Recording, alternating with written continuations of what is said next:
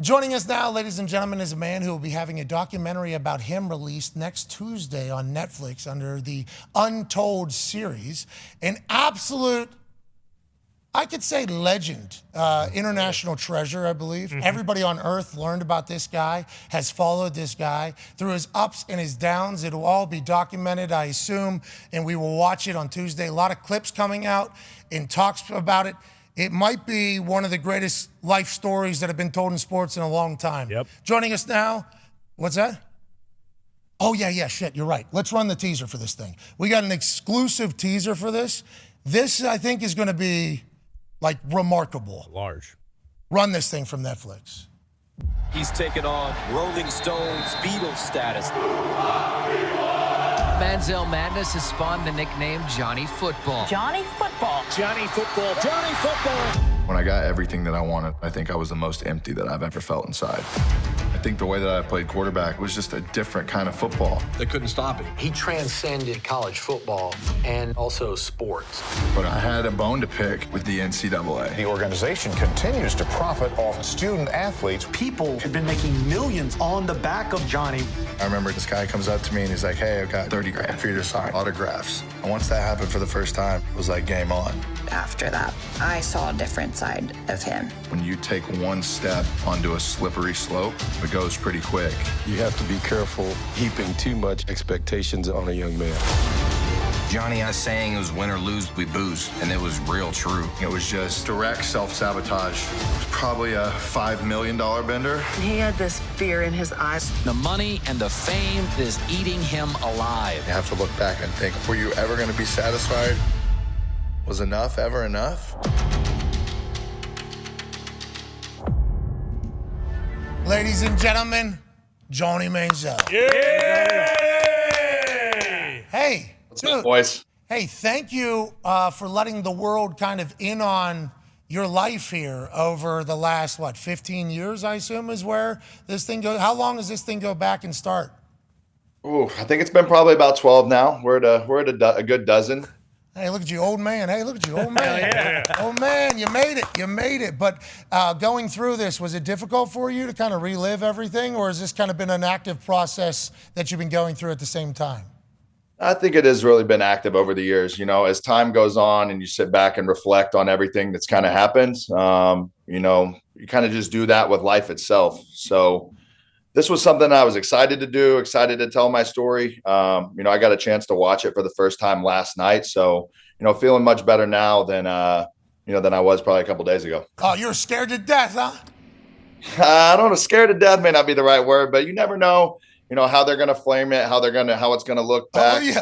Looking at your life. So, I'm extremely satisfied. It's kind of the way that I wanted to tell the story. I wanted to reflect, well on College Station, well on my time at A&M because, those times were legendary. Yeah, I'd say. I think that's where we all learned about you. Go ahead, AJ. What made you want to do this project? And is it something that they were reaching out to you? I would assume a lot of platforms wanted to follow you and do something like this. Obviously, Netflix seems like a great home for you. Yeah, I watched Marty Fish, the documentary he did with Untold on one of their first seasons and loved it. I love the way that, he talked about his struggles with mental health and how it was. And, I was able to relate to that really well. Netflix reached out to me about doing it, and I kind of jumped at the opportunity. The guys I worked with, Ryan Duffy and the whole team, were from the second I met them in LA, were above and beyond. They were awesome, and it was a really easy mesh. So you talk about the Marty Fish one. We enjoyed it as well. We actually had Marty on to talk about it. I think this Untold series is really well done. I think it is really well done. We're very appreciative of it. And I think what's being talked about, and it's kind of showcased there in the trailer a little bit, whenever you talk about the mental health stuff, like you were either very close to or considering just calling it basically, right? And I think that is being documented in this documentary about your actual lowest low when you were thinking about disappearing. That's kind of all a part of this whole story. First of all, thank you if that is the case for doing that, because there's a lot of humans out there who are probably potentially either at the point you were or maybe creeping up on it. And when they hear a success story or somebody on the other side of it, it is a massive ordeal. But that's real deep stuff. Is that what's being said on the internet true that that's going to be a part of the Untold? And why did you think that that was the right thing to kind of talk about? Because that had to be hard for you to kind of relive it all. Yeah, I did. That was the first time I had ever really told anybody outside my immediate family. So to kind of sit down on camera and walk them through, just kind of how that year went after the NFL, you see it in the doc, but as you get to Cleveland and you have all these expectations and everything's on you, and then it just doesn't go any, resemblance of the way that you anticipated it, the way you wanted it to, with a lot of things mixed in to get me to that point. So, I think it was almost like a pre-planned thing that I had, that this is just, go burn it down till you can't anymore, and then take your life. And for me, sitting back here 6, 7, 8 years now, I sit here with more gratitude for every day, gratitude towards the small things, and was able to put life into a little bit different perspective after going through something like that, because it was dark for me. It was even more so tough to just ride that all the way down from the top of the mountaintop than it ever was, riding to the top of that mountain the 2 years prior. Okay, so I appreciate you sharing your story. You're going to change somebody's life. That person might never tell you, you might never find out, but you will from that whole thing. So cool of you to do that now that you're 6 years removed from it all. Let's talk about that ride, Dahn, penthouse, outhouse. So when you looked back on yourself, did you just handled it poorly? You thought it was never going to go away? What do you think? Why have you got to the answer of why certain shit happened? And does the doc talk about that as well? Yeah, it does. I think, my whole life had been football for so long, and it had been so kind of easy breezing to get to the point to where I was at. What do you do when you throw away that opportunity and you have nobody to blame but yourself? What do you do when you have everything in the world and everybody's dream, and you just kind of take it and throw it in the trash and disregard it, I think looking back on the whole thing is, just being honest with myself about how I felt at that time and how I felt about the game of football. And that it's okay to not, it's okay to do other things than go throw that leather pigskin around. For a long time, I didn't think that there was anything else in life that was worthy of doing, other than what happens between those lines. So we just talked to Ricky Williams in the last hour, and obviously very different post-football runs there. But it is when the identity is a sport and it isn't anything else, sometimes you get caught up in your own thoughts and everything like that. So while the world is celebrating you at Texas A&M, and like after you win the Heisman, and then, everybody was like, this dude's a dog, bro. Yes. This dude's an absolute dog, bro. Whenever you're doing all that, you're just living your high life with no real thoughts about anything else. And then when you get to Cleveland, maybe there's a little bit difficulty. It's not just all fun. And then that's when you start kind of thinking negatively about football or life as a whole. Or how did we get to where, you think? Yeah, I think it's just a snowball effect of, maybe dealing with some adversity for the first time, being really just exhausted after, those 2 years in college. If you think back to how it was, you have everything changes at the Alabama game. 2 months later, you're sitting in New York for the Heisman. You win, you come back to school. And then, 3 or 4 months later, I'm getting, drugged to the depths by the NCAA regarding the whole investigation. You go straight from that into the NFL draft training. Then next thing you know, you kind of look up and you're in Cleveland. You don't really know how you got there. You don't really know what's happened over the course of the last 6 months, probably. So, I think I just didn't understand that there would be struggles in life and growing up, being such a young person in the spotlight. And I think I just struggled with it. I think I looked at the people around me that were closest and were like, I'm good. I'm doing all right. Everything looks good. Look around. Everything, looks and appears to be okay, when, really inside you're probably drowning a little bit. You're drowning with, a new place, just a bunch of new things. And I just wasn't okay. And I wasn't at a place in my life to be able to grab somebody and be like, yo, I'm not. We're happy you're out of it, buddy. Oh, Seemingly. yeah. Seemingly happy you're out of it, and we're happy you're being as transparent as you are with your story, because hopefully, the next Johnny football that comes along, not that there ever will be, and you talk about that Alabama game, what a fucking man. Woo. Huh? You ever watch Good it? time. Hey, you still like football? Or are you jaded against football? Still love football. For a couple of years, I was probably a little bit jaded, but I'm back now. You ever watch your old highlights and you're like, yeah, you know what? Yeah, That was pretty fucking good. yeah. I'll go back and flip. I'll go back and flip them on a little bit here and there. Every when that day comes, 11/10, November 10th, I usually pop on the Alabama game first thing in the morning, grab a cold beer, and kick it. Why? Hey, November 10th. Yeah, we're starting in the morning. Why? It's a good day. Yeah, you remember. Good day. Everything changed here. The boys have some questions for you, Johnny. Go ahead, Connor. Yeah, Johnny, with everything that happened with you in the NCAA, and now when you look at it with the NIL and everything going on, how do you feel about that? And then also, have you reached out to anybody, especially some of the higher profile players, and even kind of given a little word of advice just because of what everything's going on with these players in college football now? Yeah, well, I guess first, I think college football is in a better spot. I think it is better for these guys to be able to capitalize off their name, image, and likeness. I don't think they've got it necessarily dialed in to exactly what it'll be in its perfect form down the road. It's hard to watch college football be the transfer portal and all these things. And, maybe I'm just saying that because it's not working out for my Aggies right now. But you guys, boy, number one recruiting class, number one this, number one that. I will say this from you guys knowing this, being in a pro locker room, money like that and things like that do change guys. Now, 18-year-olds, Johnny. Imagine being 18-year-old. I get it. So, I think at A&M, when you look back at it, there was just guys who were like, I've got it now. I don't need to be doing any of this. You're talking about practice. Yeah. You're talking about practice. I'm trying to go hit, take this Ferrari down the block real quick in College Station and pick up a dime piece or something.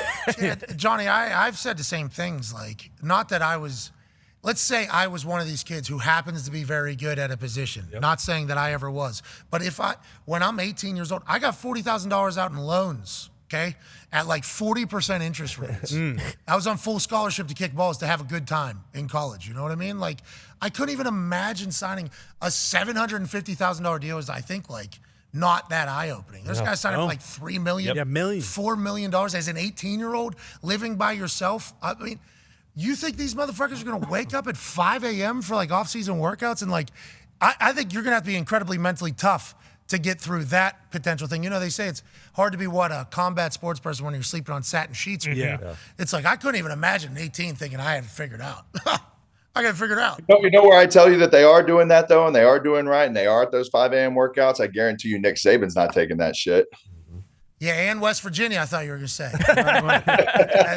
Yeah, Georgia. Never know about the old Mountaineers. Yeah. And Georgia, too. There's a couple places where it's just like understood, like, hey, hard-ass coach. Yep. Not easy life at all. It's going to be very difficult.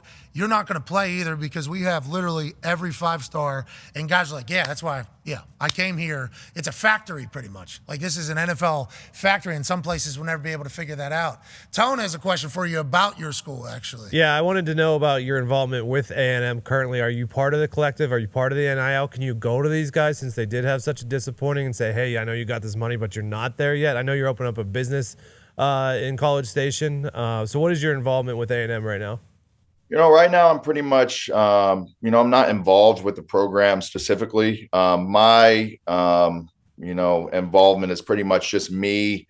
I went to probably 6 games last year, spent a lot of time there, had a Hall of Fame induction, went to 6 kind of tough games last year. Yeah. But, I reach out to pretty much, the majority of the guys in our recruiting class. Every year I'll go through the list, follow them on Twitter, follow them on Instagram, send them a DM, pretty much just saying, look, I want to be I want to be a positive force for this football program. If you ever need anything, here's my number. Feel free to reach out. If you have questions about NIL, questions about this. And then when I go back in the locker room, I'm preaching pretty much, the same thing that I always would. This is small peanuts compared to what you want to do in the grand scheme of things. You can go take this maybe 100,000, 200,000 right now, but this isn't something that's going to set you up for life. The things that I loved about college football were that grind, were that, getting after it with your brothers and in a practice in the off season. So all that has to still stay in place for you to be able to, do what you want to do and be successful. Just because you think you got a little bit of money doesn't really, it's not going to last you the rest of your life. And it's it's something you're still going to have to work for 3 or 4 years that you're there. Hey, it's the reason why those $30,000 nights are so good, because those 5 a.m. mornings are fucking so bad. Like It is. that's probably why, those types of things. And it's like, there's going to be guys that are going to be able to break through. Like, you're already seeing it. Like Marvin Harrison Jr., for instance.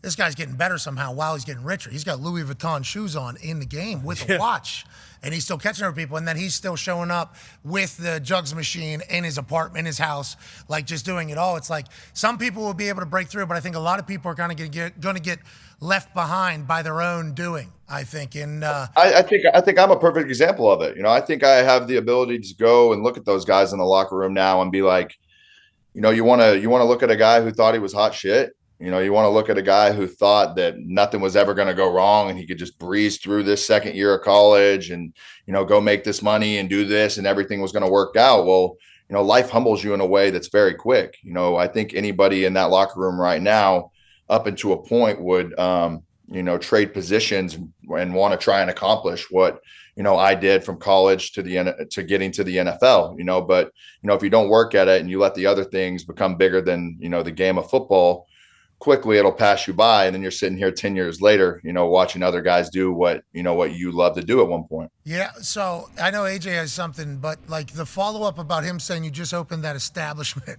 So the Money Bar, let's talk about the Money Bar. Yeah, we had a great shot bar when I was on a recruiting visit in 2011, and then by the time I got to campus, it was gone. And I always missed it. I've been talking about opening a shot bar in College Station for a while. I'm working on getting back to A&M a lot more. So I want to have a direct little hub from Scottsdale to College Station and just kind of make that the path for me moving forward. And this is just the start. I think, over the next couple of years, going to try and do more and more and more in that town. Okay, when do we open? What are the hours? Do we have food? What is it? Ooh. The hours for the McAfee clan are 24/7, and we're opening the first week of college football season, so we're ready to rock. What is it? Sports bar? What, a shot bar? You said? What does that mean? No, it's just gonna be a shot bar. We're just gonna have drinks, a couple tables, and then we're working on on another concept that we'll hopefully have open next year. Okay, cool. We have patio. We got patio. We got a couple tables for you. It'll be good. Look at this. Okay. Good for you, entrepreneur. Love it. That's a hard place to get into, though, right? I've heard. It is. There's only so much real estate there in College Station. All right, good for you, man. Go ahead, AJ. Sorry about that, pal. Johnny, are you obviously your time at A&M was a special time in college football, I think. Were you able to enjoy it? Obviously, we see the trailer for the Netflix deal. Yeah, it looked like you were having a good time, but were you able to actually? Did you ever look around like, man, this is pretty sweet? What's going on right now? Like, and actually be present in the moment. It's tough to really see the magnitude of it when you're that young, and it's all happening that fast. But I said this in the doc. I don't think Johnny Football ever had a bad day, especially in college. Was it a little bit tough to be in that small of a town? Sure, but Johnny Football never had a bad day there. I'll tell you what, Johnny Football loves smoking blunts. What? Johnny Football never had a bad day. I love that. So do you talk about like two different humans almost? I think it is. It was two different humans from the times at A&M till the years after that. Ty has a question for you. Johnny, we always talk about how much situations matter in the NFL in terms of like when it doesn't really work out for a guy. Do you ever look back and think like, hey, if I don't go to Cleveland and I, go higher in the draft, like, everyone was talking about you going 1 overall or just in like the top 10. Do you ever think back and think if I would have been somewhere other than Cleveland, then maybe things would have ended up differently? Or do you think that kind of everything that did happen was kind of inevitable and it was going to happen no matter where you wound up? Yeah, I've gravitated more towards the latter of those. I think for a long time it was such a big what if, and one that people would come up to me and talk about all the time. Hey, what if you would have ended up in Dallas, or you would have ended up in Houston, or you would have been here or been there? And I think the answer that I look back now and feel the most confident about is it probably wouldn't have gone well anywhere. I think, I just got to the point where, it's crazy to even say, but as you're getting to start your next journey in a new career in professional football, I was almost burnt out just to what had happened over the 2 years. So, I don't think it would have been any different. Maybe I could have got and this is so tough because everybody in Cleveland, you know how they take that with me. But I What, don't they got think beef with you? You got beef with Cleveland? Cleveland got beef with you? Is that real? I mean, it's probably how it's going to be and stay for a long time. But I don't think Which I got way, your way or their way? I've kind of let it go. It's probably the other way. Hey, new logo, new dog, bygones, be bygones. Yeah. We're all good. They paid a quarterback the most money in history. Yeah. It's Baker now. They moved on. Yeah, we're all good. Sorry about that, but you're good. But I just think you guys know it's all about fit, being in the right place, being around the right team, and in the right situation. And that one just definitely wasn't. I was a big fan, man, of everything you were doing. I love that you just remained yourself through every situation, because in all of those different things that you're being invited to do and stuff like that, there's going to be a lot of people who are probably telling you how you should act or could act and do that. And you remained Johnny Football through that entire thing. I had no idea about what was going on behind the scenes, obviously, with you mentally and everything, but I was just merely a fan of what was happening, especially with what you were able to do on the football field. It was like, this guy's one of one forever. Mm-hmm. So to hear that while that was all taking place, you were kind of going through something super negative, like, I'm bummed out about that, but I want to let you know, dude, you were electrifying. Yes. Hey, you were. You know what I mean? Like, I know there's probably going to be a lot of conversations about all the bad shit through this documentary, because that's why the documentary is being told, is to spotlight some of the negatives that have come through. You were electrifying, dude. College football for a couple of years were on your shoulders. You know what I mean? And I assume that you acknowledge that every once in a while, but I think you should. Now, we all wish that you would have won into the NFL and had 20 years doing the same thing, because that would have been fucking awesome. Yeah. Do you think your style would have worked in the NFL? I mean, the question's about, like, kind of off the field with your thoughts about being burnt out, but your style of play football-wise, do you think you would have been able to be an NFL guy for a long time? I do, if I would have had the right pieces in play. I think the league has changed and did change, kind of as I was coming in. And I think, you see guys around the league right now that are playing with the same style that I did every single week on Sunday. You had that spin move. I mean, it was awesome. Yep. All right, bro. We appreciate you, man. We can't wait to watch the doc on Tuesday, Untold, Netflix, Johnny Football, which is a human that existed, that we all knew, and now we're seeing the other side of it. Good for you getting here, brother. Thanks, boys. I appreciate you guys. No problem. Ladies and gentlemen, Join Manziel. Yeah.